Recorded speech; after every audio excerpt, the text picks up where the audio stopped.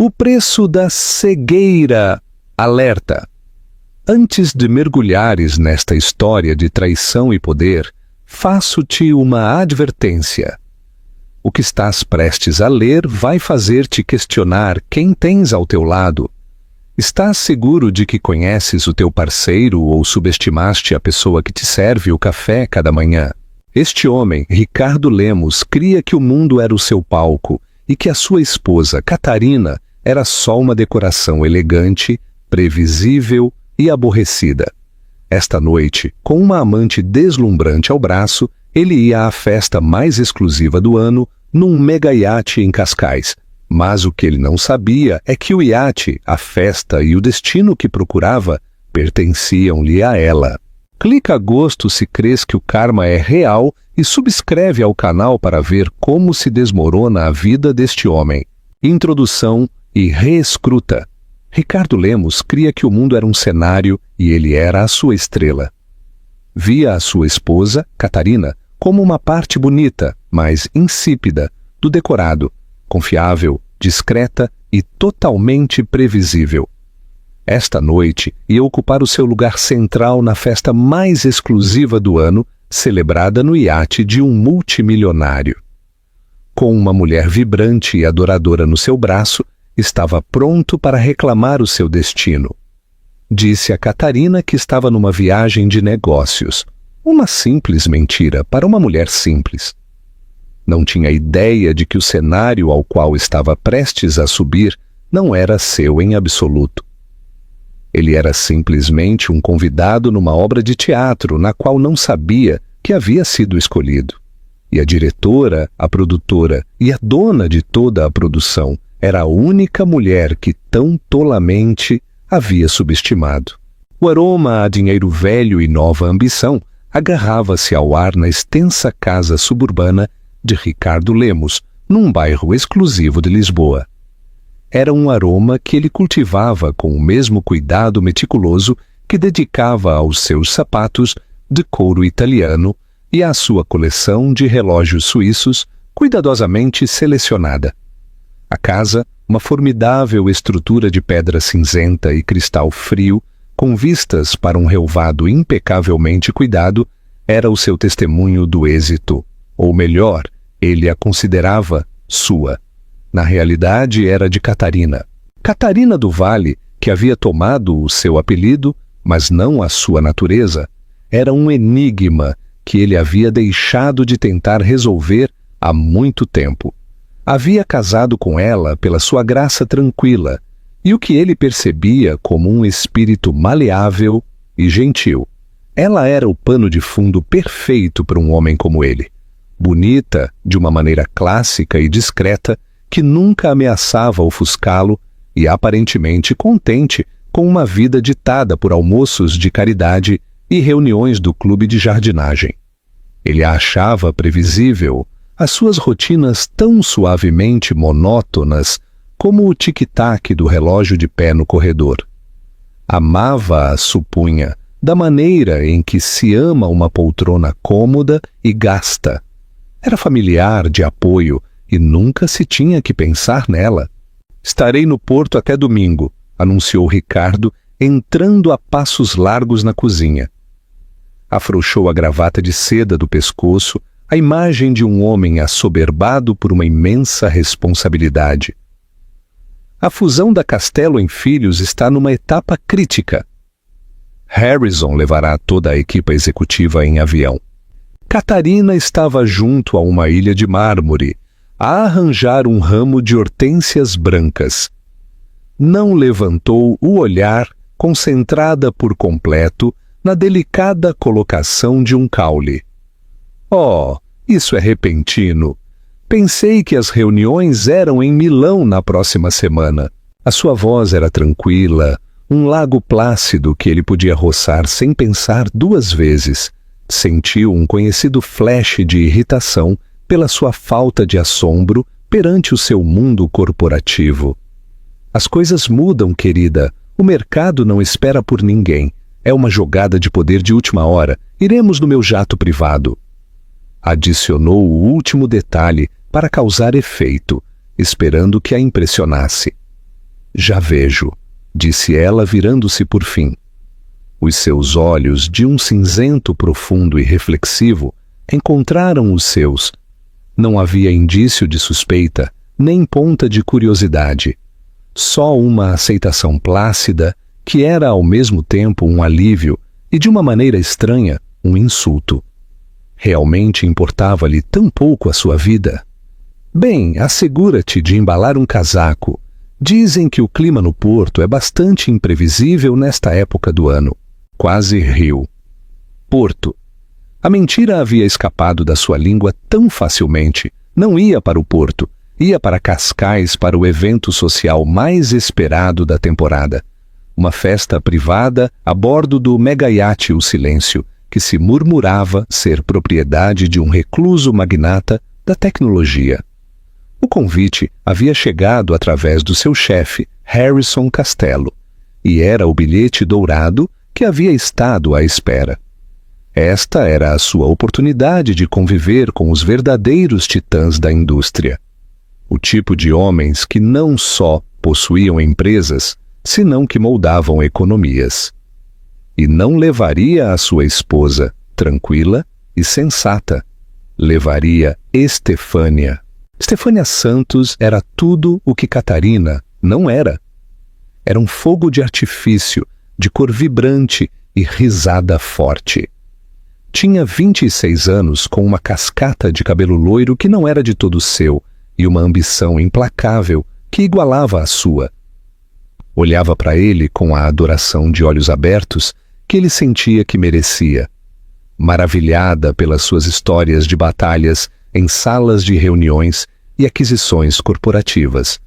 Ela era uma emoção, um acessório que gritava êxito muito mais forte do que a sua reservada esposa poderia fazê-lo jamais. Levar Catarina a uma festa como esta seria como levar uma bibliotecária a um concerto de rock.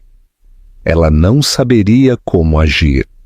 Estefânia, por outro lado, havia nascido para o palco. Farei com que a senhora Alice prepare as minhas coisas, disse, dando por terminada a conversação. Inclinou-se para beijar a face de Catarina. A sua pele estava fresca e ela cheirava vagamente a lavanda e sabão. Era o aroma do lar, da estabilidade, e neste momento sentia-se como uma jaula. Não me esperes acordada esta noite. Tenho que trabalhar até tarde para me preparar.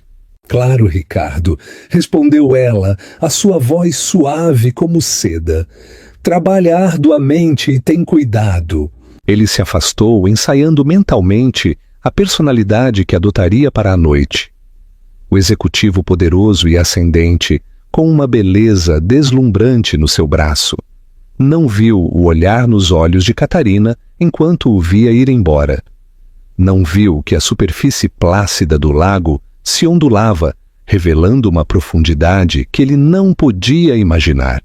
Não se deu conta de que a sua mão, a que não segurava um caule de flor, estava apoiada sobre um tablet elegante e encriptado, a sua tela a mostrar o manifesto final para um evento privado. Um manifesto que tinha o seu nome nele e, junto a ele, uma única e condenatória anotação: convidado não confirmado. Ela colocou cuidadosamente a última hortênsia no jarrão, a imagem da tranquilidade doméstica. A ilusão era perfeita e estava prestes a ser destroçada. O caminho para a coroação de um tolo. O caminho para Cascais foi uma sinfonia da autossatisfação de Ricardo. Sentou-se ao volante do seu Mercedes, um carro que havia comprado como bônus, sentindo o pulsar do motor como uma extensão física do seu próprio poder. Ao seu lado, Estefânia Santos era um espetáculo deslumbrante. Usava um vestido carmesim, que era menos uma peça de vestuário e mais uma declaração de intenções, agarrando-se às suas curvas de uma maneira que deixava pouco à imaginação e tudo ao desejo. Os diamantes, alugados, embora ela não o soubesse, brilhavam na sua garganta e orelhas, capturando os últimos raios do sol poente. Ainda não consigo crer que vamos a isto, suspirou ela, a sua voz um ronronar áspero. Passou uma mão perfeitamente cuidada pelo couro liso do painel. Toda a gente tem estado a falar disto há meses. Dizem que o dono é mais rico do que Deus e quase igual de invisível. Não é invisível para a gente certa, Tiff, disse Ricardo, um sorriso presunçoso a brincar nos seus lábios. Desfrutava educando-a sobre os matizes do mundo que estava tão perto de conquistar. No nosso mundo não se trata de quem tu és, senão de quem tu conheces. Harrison Costello o conhece, e eu sou a mão direita de Harrison. É matemática simples. O meu homem brilhante, arrulhou ela, inclinando-se para lhe beijar a face, deixando um leve rasto de batom coral. Vai ser dono desta cidade um dia, ele o cria. A noite sentia-se como uma coroação. Tinha o carro, a mulher, a convite. Havia construído meticulosamente esta versão de si mesmo, a versão que merecia um lugar à mesa. Crês que Ricardo realmente amava Catarina ou só amava o controlo que sentia sobre ela? Deixa a tua opinião nos comentários. Pensou em Catarina, provavelmente em casa, a ler um livro, ou talvez a assistir a uma das suas tediosas reuniões de caridade. Sentiu uma pontada, não de culpa, senão de pena. Pena pela sua vida pequena e circunscrita. Ela nunca entenderia a emoção do negócio, o zumbido elétrico da ambição que o alimentava. Ela estava contente na sua jaula dourada, enquanto ele estava destinado a governar a selva. Enquanto se aproximavam do porto desportivo, a escala da riqueza em exibição se tornou impressionante. Um bosque de mastros perfurava o céu do crepúsculo, pertencentes a embarcações que eram menos barcos e mais mansões flutuantes. Mas, mesmo entre estes gigantes, o silêncio destacava-se. Era colossal. Uma maravilha elegante de vários andares de engenharia moderna, a reluzir sob as luzes do porto desportivo, com linhas tão afiadas e elegantes que parecia estar a cortar a água mesmo enquanto estava atracado. Eram mais de 100 metros de poder puro e não adulterado, com um helicóptero sentado com indiferença no seu convés superior. Um tranquilo exército de membros da tripulação com uniformes brancos nítidos movia-se com eficiência silenciosa. Pela primeira vez essa noite, uma farpa de dúvida perfurou a bravata de Ricardo. Este era um nível de riqueza que fazia o seu Mercedes se sentir como um brinquedo de criança. Isto não era só êxito, era domínio. Rapidamente, suprimiu o sentimento, substituindo-o por uma onda de desejo possessivo. Este era o mundo ao qual pertencia. Não se deixaria intimidar. Meu Deus, Ricardo! Sussurrou Estefânia, a sua voz cheia de assombro genuíno. É um palácio? E nós, querida, temos uma convite para a sala do trono, disse, recuperando a confiança. Estacionou o carro com o serviço de valete e pegou-o no seu braço, caminhando em direção à passarela como se fosse o dono do lugar. Deu o seu nome a um homem de aspecto severo com um auricular que o cotejou com um tablet e anuiu secamente. Senhor Lemos, bem-vindo a bordo. Ao pisar o convés de teca polida, o som de um quarteto de cordas e um murmúrio sofisticado e fraco os inundou. Os empregados se deslizavam entre a multidão com bandejas de champanhe e aperitivos incrivelmente intrincados. Os convidados eram uma coleção de rostos que ele reconhecia das capas de revistas de negócios e páginas de sociedade, diretores executivos, senadores, herdeiros de dinheiro antigo e multimilionários da tecnologia. Viu Harrison Costello do outro lado do convés, a dominar a cena com um grupo de investidores, e sentiu uma pontada de orgulho. Havia chegado. Estefânia se agarrou ao seu braço, com os olhos muito abertos. Isto é uma loucura.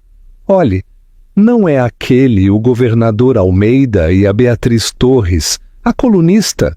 Tenta agir como se já tivesses estado aqui, murmurou Ricardo, embora estivesse igualmente impressionado. Agarrou 2 taças de champanhe, entregando-lhe uma. Mistura-te, mas não te afastes. Fica comigo. Precisamos de projetar uma imagem de casal poderoso. Estava tão absorto na sua atuação, na curadoria de cada olhar e aperto de mão, que não se deu conta das subtis correntes que se moviam sob a superfície brilhante da festa. Não viu a forma em que certos convidados o olhavam, depois para Estefânia, antes de partilharem um comentário sussurrado com seu acompanhante. Não registrou os sorrisos estranhamente cúmplices da tripulação. Era um ator num cenário, cegado pelas luzes do palco, completamente inconsciente de que a audiência já conhecia o argumento, conhecia a reviravolta e só estavam à espera que começasse o ato final e devastador. Procurou com o olhar o misterioso anfitrião, o rei invisível deste castelo flutuante, ansioso por apresentar os seus respeitos e deixar a sua marca. Não fazia ideia de que estava prestes a conhecer a dona muito, muito em breve, o desmoronamento dos alicerces. O ar no convés superior de O Silêncio era denso com o aroma, a água salgada e perfume caro. Ricardo, com Estefânia colada ao seu lado, como um acessório de designer, navegou pela multidão com uma graça predatória. O seu objetivo era claro: encontrar Harrison Costello, assegurar uma apresentação breve, mas impactante, ao seu anfitrião e solidificar a sua posição como um jogador indispensável na órbita de Costello. Viu Costello perto da popa, imerso numa conversa animada com um senador e um administrador de fundos de cobertura. Ricardo começou a dirigir Estefânia nessa direção, mas o seu caminho foi interceptado por um homem que pareceu materializar-se de entre a multidão. O homem era alto e impecavelmente vestido, com um fato azul marinho, à medida que provavelmente custava mais do que a hipoteca mensal de Ricardo. Tinha olhos escuros e inteligentes, um sorriso caloroso, mas inescrutável, e um ar de autoridade relaxada que o convertia no centro de gravidade imediato. Ricardo não o reconheceu. Era demasiado jovem para ser o dono recluso, raciocinou. Deve ser um filho ou talvez o chefe de pessoal. Ricardo Lemos, disse o homem, estendendo uma mão. A sua voz era suave e transmitia uma confiança fácil. É um prazer conhecer-te finalmente em pessoa. Sou Elias Lemos. Ricardo lhe apertou a mão, surpreendido por este homem saber o seu nome. Devia ser mais importante do que parecia. O prazer é todo meu, senhor Lemos. Esta é uma embarcação incrível. Os meus cumprimentos ao anfitrião. Fez um gesto vago, como se o anfitrião fosse uma divindade a flutuar no éter. O sorriso de Elias alargou-se ligeiramente, um brilho de diversão nos seus olhos. Estamos muito orgulhosos dela. E, por favor, chama-me Elias. Depois dirigiu a sua atenção a Estefânia. O seu olhar educado, mas breve. Uma rápida avaliação profissional que catalogou o seu vestido, as suas joias e a sua expressão ansiosa num só sweep. A frase era estranha. Não a tua encantadora esposa, ou a tua parceira, só a tua convidada. Foi um désir subtil, quase imperceptível, mas feriu o ego de Ricardo. Estefânia, no entanto, não se deu conta. Ela sorriu, oferecendo a sua mão. Estefânia Santos, é uma honra absoluta estar aqui. O seu iate é a coisa mais bonita que já vi. Agrada-nos que gostes, senhorita Santos, respondeu Elias, o seu tom perfeitamente cortês. O seu foco, no entanto, regressou de imediato a Ricardo. Estávamos à tua espera, Sr. Lemos. De facto, a tua presença esta noite é particularmente significativa. O peito de Ricardo inchou de orgulho. Significativa, ele sabia. Castelo devia ter estado a cantar os seus louvores ao anfitrião. A fusão, as suas estratégias brilhantes, tudo estava a dar frutos. Bem, sinto-me honrado de ser considerado assim. Harrison Castelo tem sido um grande mentor e o trabalho que estamos a fazer juntos está prestes a remodelar a indústria. Elias anuiu lentamente a sua expressão ilegível. Sim, Harrison Castelo, ele está aqui, claro, a desfrutar da nossa hospitalidade. Houve uma ênfase peculiar na palavra nossa, mas Ricardo estava demasiado ocupado a regozijar-se na sua própria importância percebida para se dar conta. Antes que sejas arrastado pela multidão, devo dizer-te que a dona do silêncio se assegura de cumprimentar pessoalmente a cada convidado. Ela fará a sua boas-vindas oficial em breve. Espero que fiques para isso.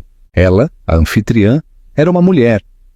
Os cálculos internos de Ricardo mudaram. Havia imaginado uma figura tipo Howard Hughes, um ancião grisalho escondido do mundo. Uma mulher. Isso era inesperado. Provavelmente alguma herdeira que havia herdado a fortuna do seu pai ou esposo. Fez com que a conquista fosse menos impressionante, mas talvez fosse mais suscetível ao seu charme. Uma mulher? Sussurrou Estefânia enquanto Elias se desculpava e se fundia de novo na multidão. Que fabuloso! Achas que é solteira? Achas que é velha? Não importa, murmurou Ricardo, os seus olhos a examinarem a multidão com renovado interesse. Isto muda o ângulo de aproximação, mas não o objetivo. Sentiu um renovado sentido de propósito. Encantaria esta misteriosa matriarca, esta rainha da tecnologia. Ele podia fazer isso. Era bom com as mulheres. Olhou para Estefânia, depois pensou em Catarina. Sabia como manejar as suas expectativas, como jogar com as suas emoções. Isto seria fácil. Decidiu ir ao bar para beber um copo, sentindo uma nova arrogância no seu passo. Enquanto esperava, escutou duas mulheres a falar por perto. Uma era Beatriz Torres, a influente colunista de sociedade cujas palavras podiam fazer ou desfazer uma reputação da noite para o dia. Ele construiu tudo do zero, sabes? Dizia Beatriz, a sua voz um sussurro baixo e conspirador. Não herdado. Dizem que começou numa garagem só 2 servidores, e uma ideia que todos diziam que era impossível. Escreveu o código original ela mesma. Incrível, respondeu a sua acompanhante. E manter-se tão privada durante tanto tempo, especialmente nesta época.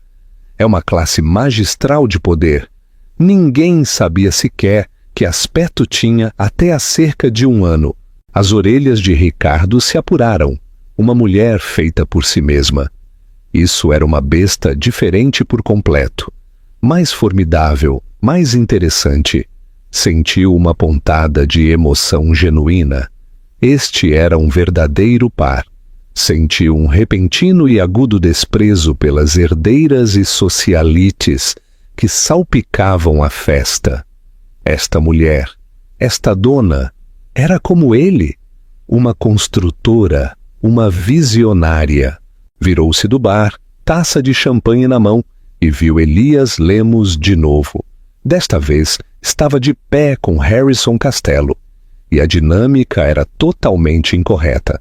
Não era Elias a informar Harrison, era Harrison, o chefe poderoso e intimidante de Ricardo, quem estava a escutar com uma expressão absorta, quase deferente. Elias estava a falar. E Harrison estava a acenar. A sua linguagem corporal era a de um subordinado. Um nó frio de confusão começou a formar-se no estômago de Ricardo. Quem raio era Elias Lemos? E por que o seu chefe parecia estar a ser chamado à secretaria do diretor? A realidade perfeitamente construída que havia levantado para essa noite estava a começar a rachar nos alicerces, e pela primeira vez sentiu uma premonição arrepiante de que ele não era a estrela deste espetáculo, senão um tolo que havia se metido no cenário errado. O quarteto de cordas fez a transição de Vivaldi a algo mais moderno e melancólico, uma subtil mudança na atmosfera da festa que refletia a crescente inquietude no estômago de Ricardo. Tentou descartar a estranha interação entre o seu chefe e Elias Lemos. Talvez Lemos fosse um investidor-chave, um sócio silencioso de imensa influência. Sim, essa tinha que ser. Era a única explicação que mantinha intacta a visão do mundo de Ricardo. Finalmente encontrou o olhar de Harrison Costello do outro lado do convés. Fez um gesto seguro com a cabeça, levantando a sua taça num brinde silencioso.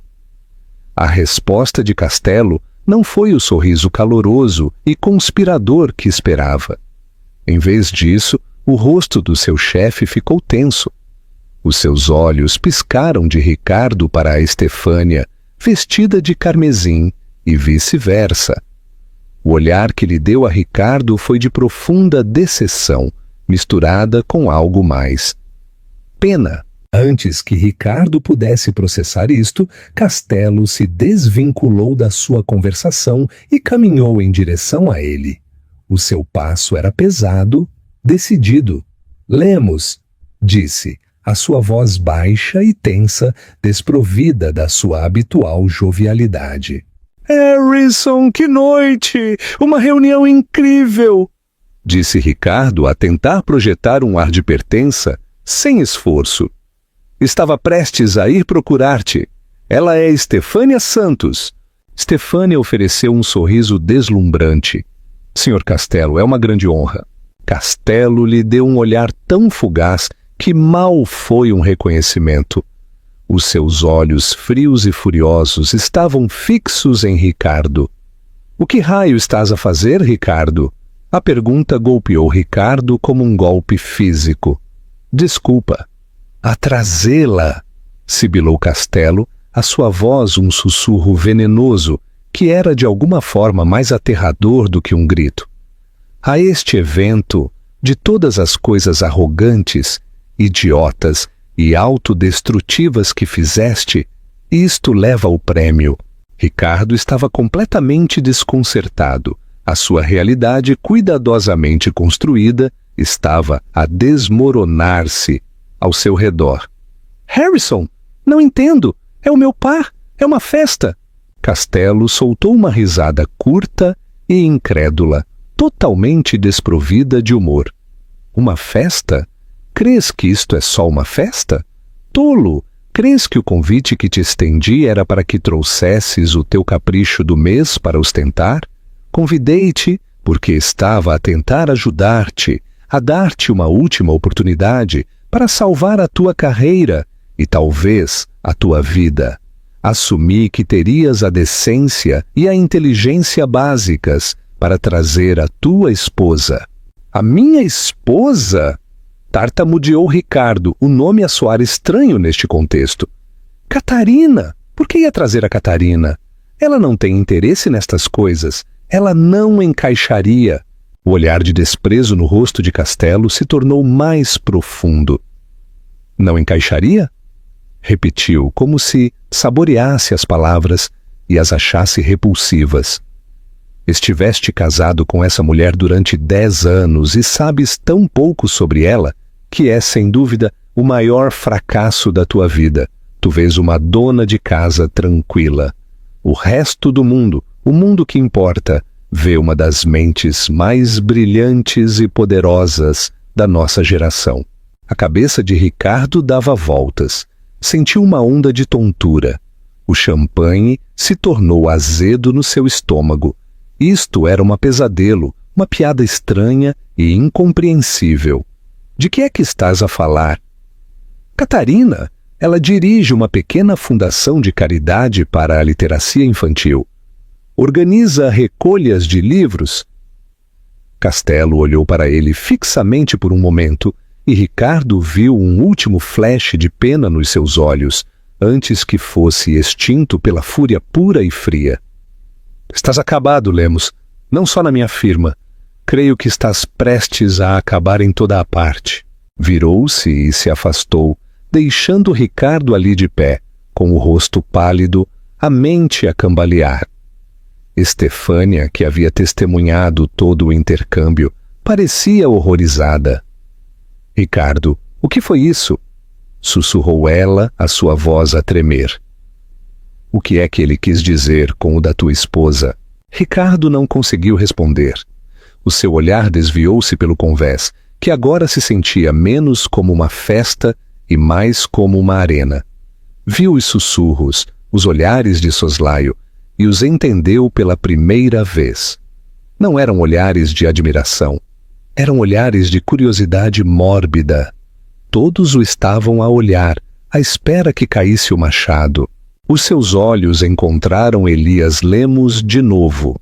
Estava de pé, perto de uma pequena plataforma elevada na proa do iate, um microfone na mão. A música desvaneceu-se e um silêncio apoderou-se da multidão. E, senhoras e senhores, a voz suave e amplificada de Elias ressoou pelo convés. Se me permitem um momento da vossa atenção, todas as faces se viraram para ele. Ricardo sentiu uma sensação de pavor tão profunda que foi quase paralisante. Estefânia agarrou-lhe o braço, as suas unhas a cravar-se na blazer do seu fato. Durante anos ela preferiu trabalhar nos bastidores, continuou Elias, a sua voz a ressoar com admiração genuína. Ela crê que o trabalho deve falar por si mesmo, que a inovação é mais importante do que a fama e que a integridade é mais valiosa do que a publicidade. Ela construiu um império não sobre um apelido familiar ou uma herança, mas sobre uma base de gênio puro, não adulterado e trabalho árduo e implacável. Ricardo sentiu que o sangue lhe gelava.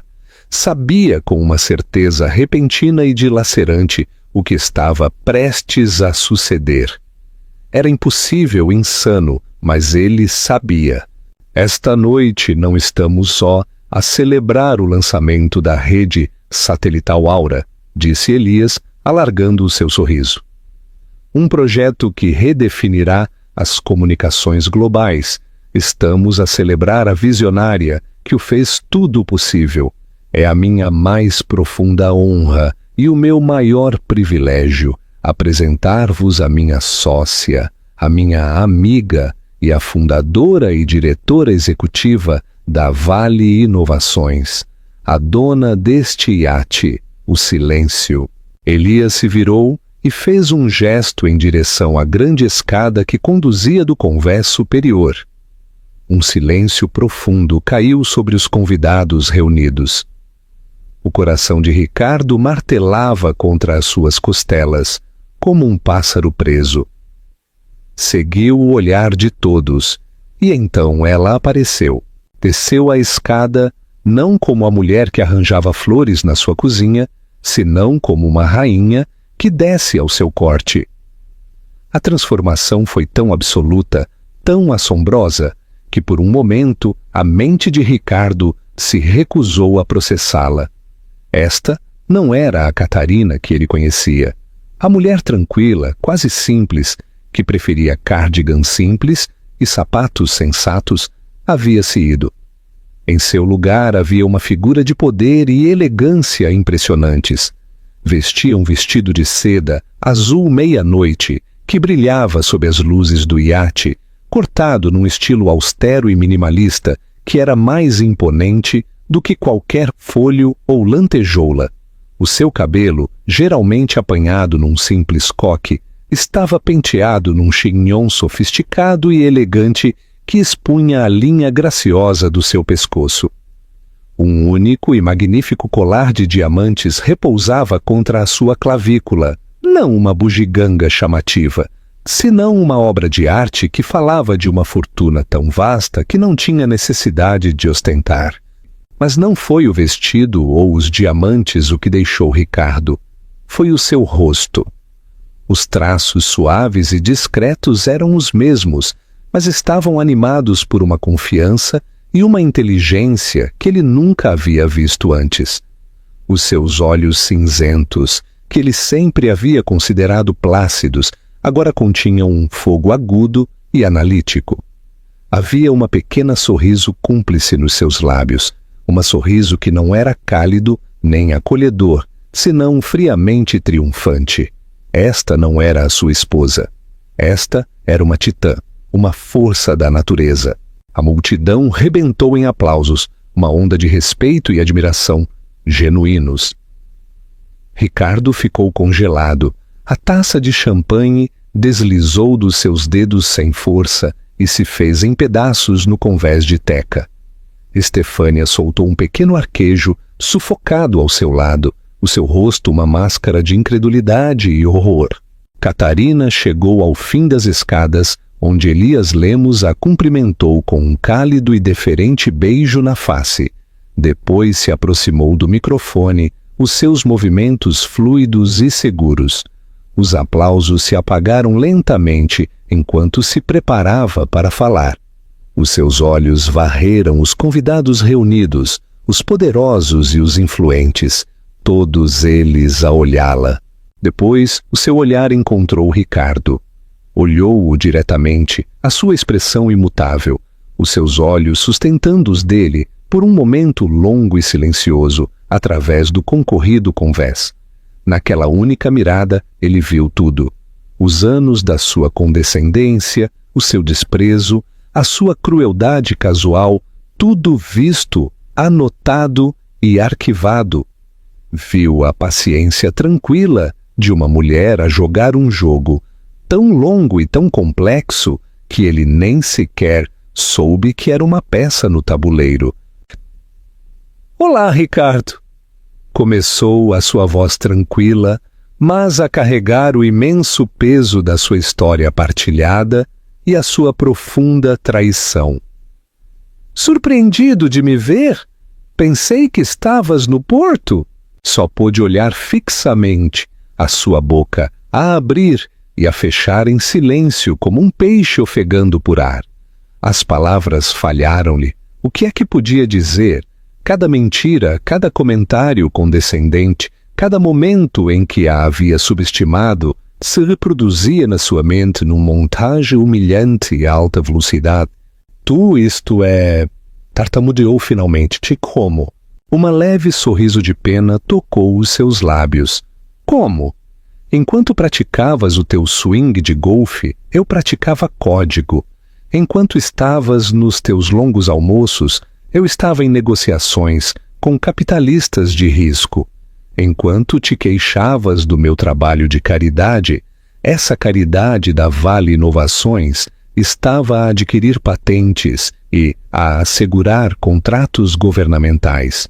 Eu construí isto, Ricardo, tudo, e filo sendo consistentemente, completamente subestimada, especialmente por ti. Cada palavra era um bisturi colocado com precisão, dissecando o seu ego, expondo o homem patético por baixo do fato caro.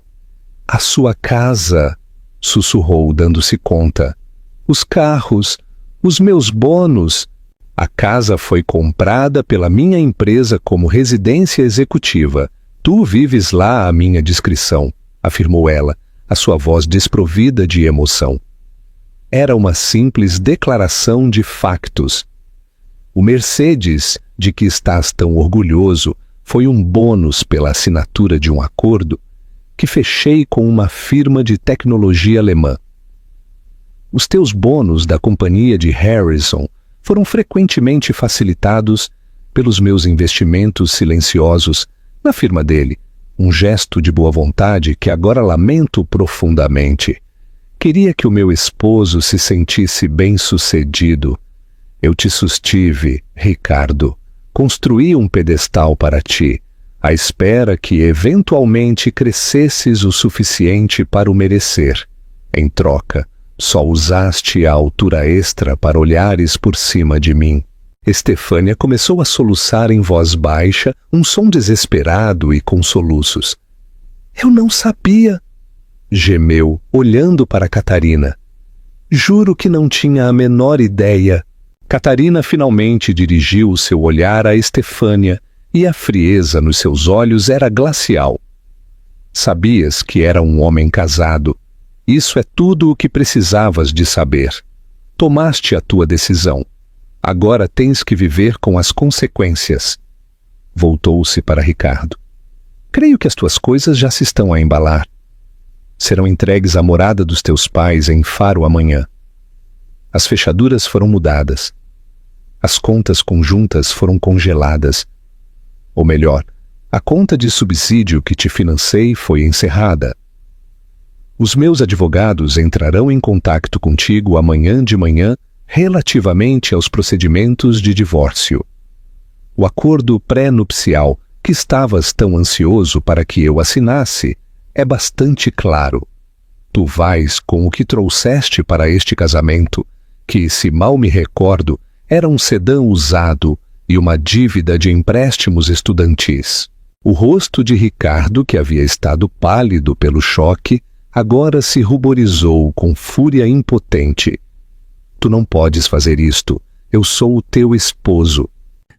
Não, disse Catarina, a sua voz caindo a um sussurro, mas cortou o ar com finalidade arrepiante. Tu eras um passivo que eu já não podia permitir. Tornaste-te arrogante e descuidado.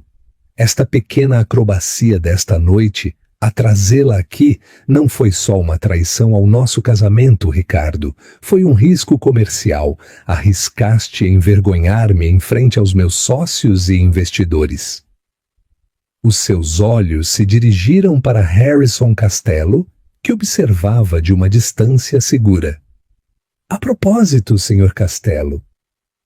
Costello se aproximou, o seu rosto uma mistura de medo e contrição.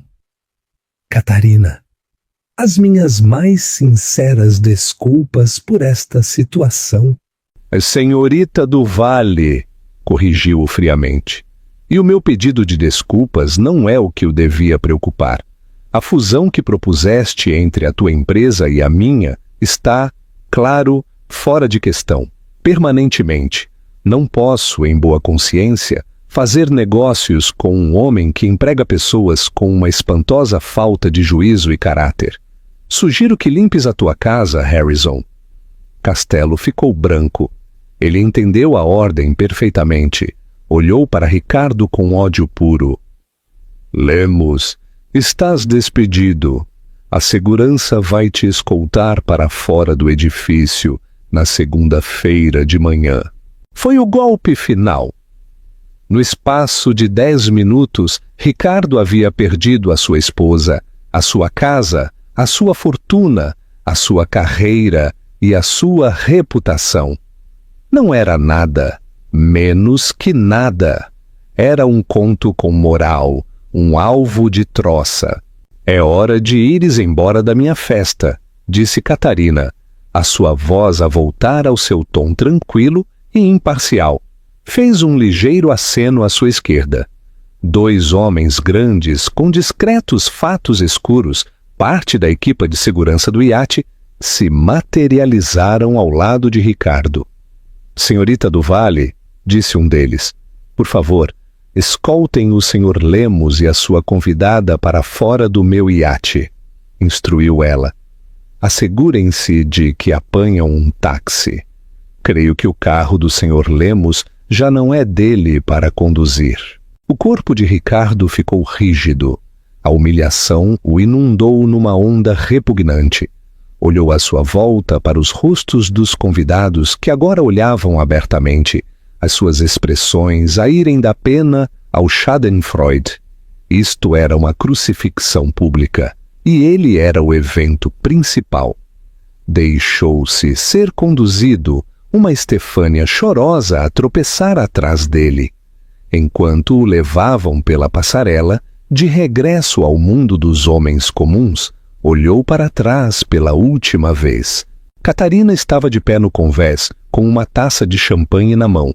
As luzes do seu magnífico iate a emoldurá-la como um halo. Estava a falar com Elias, um pequeno sorriso genuíno no seu rosto. Ela não o viu ir embora. Ela já o tinha esquecido. Ele era um problema que havia sido resolvido, um assunto pendente que havia sido resolvido. O seu império estava seguro. O seu futuro era brilhante, e ele já não fazia parte dele. Se fosses Catarina, terias optado pela vingança pública ou por um divórcio silencioso? Comenta embaixo e diz-nos porquê. O legado de uma nota de rodapé. Os meses que se seguiram foram um estudo de descida para Ricardo Lemos. O nome que outrora abria portas, agora as fechava firmemente na sua cara. A história da espetacular revelação de Catarina do Valle e a sua própria defenestração pública se converteu numa lenda nos círculos de negócios, uma obra-prima brutal e brilhante de vingança e poder. Ninguém queria contratar o homem que havia sido superado tão completamente. O tolo que dormia junto a uma imperatriz e pensava que era uma serva, viu-se obrigado a retirar-se para a casa dos seus pais em Faro, um homem encolhido e amargurado que vivia no seu quarto de infância.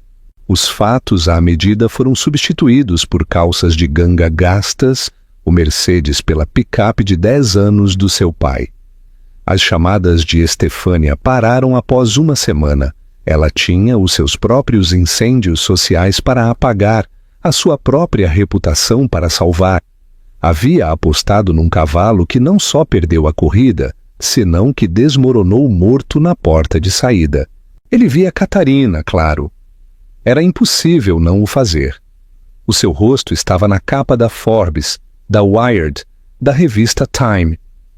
A mulher que construiu o amanhã, dizia um cabeçalho. A titã tranquila da tecnologia, dizia outro. Ele via as suas entrevistas, o seu estômago revolvido com um coquetel tóxico de inveja, ódio e um estranho e agonizante flash do que poderia ter sido orgulho. Viu-a falar em fóruns econômicos globais, aconselhar presidentes e lançar iniciativas filantrópicas que faziam o seu antigo e fabricado trabalho de caridade parecer insignificante. Ela já estava a mudar o mundo, tal como havia dito que faria. O divórcio foi rápido e clínico. Os advogados de Catarina foram impiedosamente eficientes. O acordo pré-nupcial se manteve firme, uma armadilha de aço na qual ele se havia metido tolamente, cego pela sua própria arrogância naquele momento, pensando que era ele quem tinha os futuros ativos a proteger. Ficou sem nada mais do que o peso esmagador da sua própria estupidez monumental. Entretanto, do outro lado do mundo, Catarina do Valle estava de pé no convés de O Silêncio, enquanto cortava as águas turquesa do mar Egeu. O sol era cálido no seu rosto e o vento chicoteava madeixas soltas de cabelo da sua elegante cauda de cavalo. Usava calças de linho branco simples e um pullover de cachemira azul, uma imagem de poder relaxado e sem fardos. Elias Lemos aproximou-se para parar ao seu lado, entregando-lhe uma chávena de chá. Os documentos finais chegaram esta manhã, disse em voz baixa. Está oficialmente terminado. Catarina anuiu, tomando um gole. Olhou o horizonte infinito onde o mar se encontrava com o céu. Bem, como te sentes? Perguntou Elias, a sua voz suave. Era uma das poucas pessoas que conhecia toda a história, que havia estado com ela desde os primeiros dias na garagem, a codificar até que os seus dedos estavam dormentes. Havia visto a dor silenciosa que havia escondido durante anos por trás de um sorriso plácido. Ela ficou em silêncio por um longo momento, considerando a pergunta. Não sentiu a alegria triunfante ou a raiva ardente que uma pessoa menor poderia ter sentido. Já não sentia ódio por Ricardo. O que sentia era uma profunda sensação de libertação. Sinto que usei um casaco que era 2 tamanhos demasiado pequeno durante uma década, disse finalmente. Continuei a tentar encolher-me para caber nele, dizendo a mim mesma que era um casaco sensato e prático. Mas estava a asfixiar-me. Agora finalmente o tirei e posso respirar.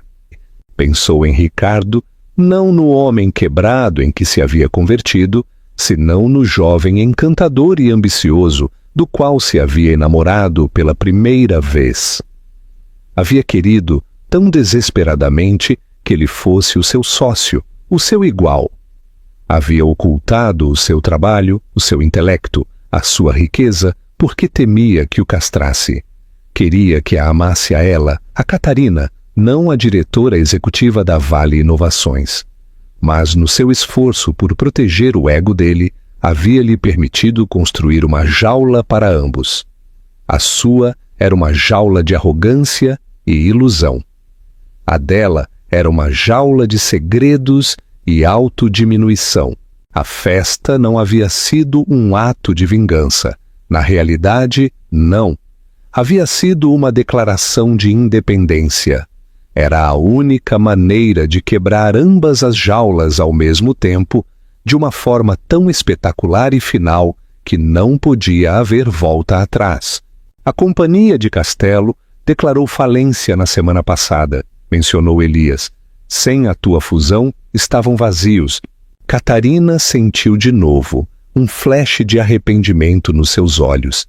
Que pena, havia gente boa lá, mas a liderança começa no topo. Ele tomou a decisão de permitir o comportamento de Ricardo. Virou-se para Elias, um sorriso real adornando os seus lábios. Uma que chegava aos seus olhos cinzentos e claros. Chega de passado, falemos do futuro. Mostra-me os últimos esquemas para o Projeto Marte. Elias sorriu. Pensei que nunca perguntarias. Abriu um tablet e juntos olharam planos para um novo mundo. As suas cabeças juntas, sócios em todos os sentidos da palavra. O iate, uma vez um cenário para um drama doméstico, era agora o que sempre esteve destinado a ser, uma base de operações. Um grupo de peritos flutuante, um barco que levava a sua capitã, não longe de um passado falhado, senão em direção a um futuro ilimitado.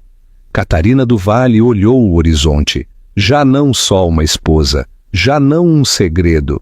Ela era a capitã do seu barco, a dona do seu destino, a navegar em direção a um amanhecer da sua própria criação. O epílogo, o verdadeiro legado. Passaram 2 anos. Para Catarina do Vale foram anos de crescimento exponencial e propósito profundo. Para Ricardo Lemos foram uma erosão lenta e esgotadora do eu. A fúria havia esfriado há muito tempo, deixando para trás o sedimento frio e pesado do ressentimento. Estava de volta a Faro, um fantasma que rondava as ruas familiares da sua juventude. A sua queda em desgraça. Um conto com moral sussurrado no clube de campo local que já não podia pagar. Agora trabalhava, não numa reluzente torre corporativa, senão atrás do volante de uma carrinha refrigerada para uma empresa de catering de luxo. Era uma existência humilhante e anônima. Entregava delicados canapés e caixas de champanhe às mesmas festas a que uma vez assistiu. A sua presença agora relegada à entrada de serviço. Dizia a si mesmo que era temporário, um lapso, mas os dias se convertiam em semanas, as semanas em meses, e os meses na crua realidade da sua nova vida. Uma noite fresca de outono foi designado para uma gala importante no Museu da Ciência, recém-construído, da cidade. Era um evento de alto perfil. O cliente havia reservado o seu pacote mais exclusivo. Enquanto Ricardo levava carrinhos de comida artisticamente disposta ao cavernoso átrio iluminado pelas estrelas, viu as faixas. Estavam adornadas com um logotipo elegante e familiar. Era a gala anual de angariação de fundos para a Fundação do Vale para Mulheres em STEM. O seu sangue gelou. Por um momento considerou ir-se embora, fingir uma doença, conduzir a carrinha para uma vala, qualquer coisa para escapar, mas estava preso. Precisava do dinheiro.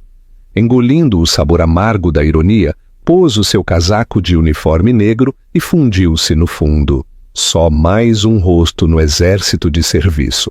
Das sombras dos corredores de serviço, observou o mundo que uma vez havia sido seu. Viu rostos que reconheceu. Políticos locais, líderes empresariais. O tipo de pessoas que uma vez lhe teriam dado a mão e procurado a sua opinião. Nenhum deles lhe deu uma segunda olhadela. No seu uniforme genérico, era invisível, uma parte funcional da paisagem. Então a viu. Catarina não era uma assistente. Ela era o centro gravitacional do evento. Movia-se pela sala com uma graça sem esforço. Não o aprumo manufaturado que ele havia cultivado, senão uma confiança profunda e inquebrável que provinha de saber exatamente quem era. Ria com um grupo de mulheres jovens, os seus rostos brilhantes de assombro. Eram a classe inaugural de bolseiras do Vale, as mentes brilhantes que ela estava a financiar pessoalmente. Mais tarde, subiu ao palco. A sala ficou em silêncio. Ricardo ficou congelado junto a um pilar, a sua bandeja de taças de vinho vazias esquecida na sua mão. Ela falou do futuro, de romper barreiras, da responsabilidade que o poder acarretava. Não havia amargura na sua voz, nem rasto da guerra pessoal que havia ganhado. Ela havia-lo transcendido. A sua batalha já não era com um só homem infiel, era pelo futuro de toda uma geração de mulheres. Depois do seu discurso, enquanto os aplausos inundavam a sala, abriu caminho entre a multidão. O seu caminho a levou diretamente em direção à estação de Ricardo. O seu coração começou a martelar contra as suas costelas, um pássaro frenético e preso. A sua garganta secou. Estava a 3 metros, a 1,5 metros. Podia sentir o aroma débil e limpo do seu perfume. Este era o momento da confrontação, do reconhecimento. Preparou-se para o flash de choque, o flash de desprezo, o despedimento gelado. Consteve a respiração. Os olhos de Catarina, claros e focados, passaram por ele. O seu olhar deteve-se por uma fração de segundo no pilar junto ao qual estava, antes de seguir em frente, examinando a multidão à procura da próxima pessoa que precisava de cumprimentar. Ela olhou através dele, não com malícia, não com intenção, senão com a simples e devastadora realidade da sua própria insignificância. Era um empregado, um pilar, uma parte da arquitetura da sala. Não se registou, não existiu. Ela se virou, sorrindo calorosamente a uma jovem bolseira que se lhe havia aproximado. O momento havia terminado. Ricardo ficou perfeitamente quieto, o peso da bandeja na sua mão de repente insuportável. Não foi a humilhação pública no iate o que havia sido o seu verdadeiro castigo. Foi esta absoluta anulação. A sua vingança não foi um só ato de fogo, senão uma extinção lenta e silenciosa. O seu mundo havia se tornado tão vasto, tão brilhante, tão cheio de consequências, enquanto que o seu se havia reduzido ao tamanho deste corredor de serviço. Ele era um fantasma no festim da vida que havia deitado fora, e a única pessoa a quem perseguia já nem sequer podia vê-lo. Recolheu outra taça vazia, os seus movimentos mecânicos, o seu espírito finalmente, irrevogavelmente, partido. Conclusão significativa. A história de Ricardo e Catarina é uma poderosa fábula moderna sobre a percepção versus a realidade. É um arrepiante lembrete de que as pessoas que cremos conhecer melhor são frequentemente as que guardam os segredos mais profundos e que subestimar alguém baseando-se no papel tranquilo que desempenha na tua vida pode levar à tua própria e espetacular queda. O verdadeiro poder não é barulhento, não precisa de validação constante, trabalha em silêncio, com paciência, construindo um império enquanto outros estão ocupados a construir um ego. Ricardo viu uma simples esposa. O mundo estava prestes a ver uma rainha. Chamadas à ação e participação. Se esta história de justiça kármica e autorrealização triunfante ressoou contigo, deixa-nos um comentário. Qual foi o momento exato em que soubeste que o mundo de Ricardo ia acabar? Não te esqueças de dar like se desfrutaste da viagem e assegura-te de subscrever ao nosso canal e ativar as notificações. Temos muitas mais histórias de intriga, traição e triunfo definitivo a caminho, e não vais querer perder nenhuma. Obrigado por escutar.